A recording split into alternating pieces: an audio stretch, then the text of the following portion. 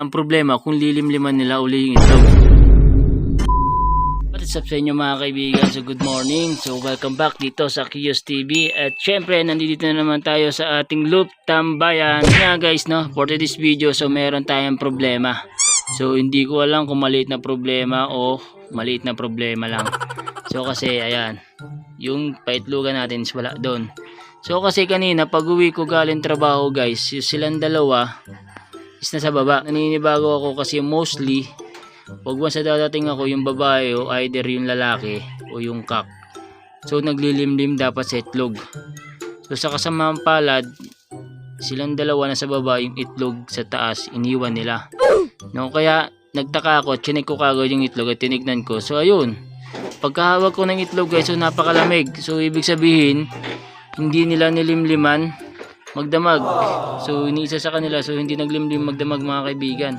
So kaya yung itlog, ang lamig niya mga kaibigan, di ba? Pag once na nililimliman yung itlog, so dapat di ba paghawak mo pa lang is mainit-init mo na. Doon malalaman mo kagad kung nililimliman yung itlog o hindi. Chinek ko yung ating paitlugan, nakita ko so ang daming langgam.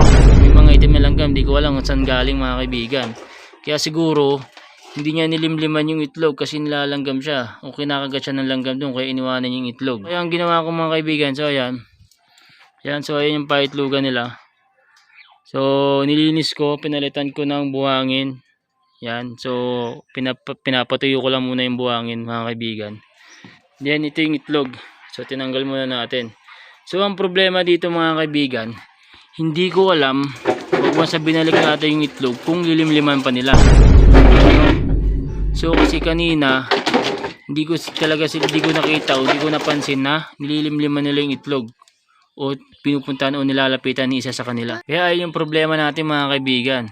Kung pag once binalik natin sila at natuyo na yung buhangin doon, ang problema kung lilimliman nila uli yung itlog. So sana islimliman nila yung itlog mga kaibigan para nga mabuhay yung itlog ng champion. So sayang naman. So ayun, sa mga expert dyan mga kaibigan, so sa mga nakaranasan ng ganito, no, pa-comment naman kung ano yung pwedeng gawin o kung ano yung possible na pwedeng mangyari pag once na nagpatuloy ito o kung anong kakalabasan ng mga ganitong sitwasyon mga kaibigan. So pa-comment naman ako and then pa-advise na rin ako kung anong pwede natin gawin. Yun nga, dahil nga dun sa nangyari. Yung pagtingin ko, yun nga, ang dami ng langgam kaya siguro talaga iniwanan ng hen natin. Yan, di na nilimliman.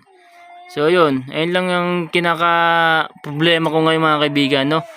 So hindi natin alam pag once na nabalik na natin yan, so kung lilimliman pa ng ating hen, ng ating pares, kasi nga ayun, so halos magdamag, panigurado ako halos magdamag, hindi ito nilimliman kasi nga pag hawak ko kanina ng ganun ay napakalamig.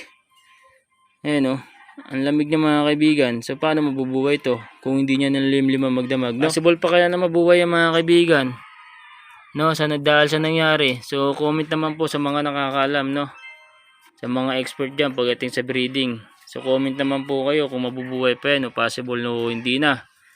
Tsaka kung lilimliman pa nila, no? So yun lang mga kaibigan for this video. So ang gagawin ko, monitor ko na lang, titignan na lang natin kung lilimliman nila. Pag once na talaga na hindi nililimliman,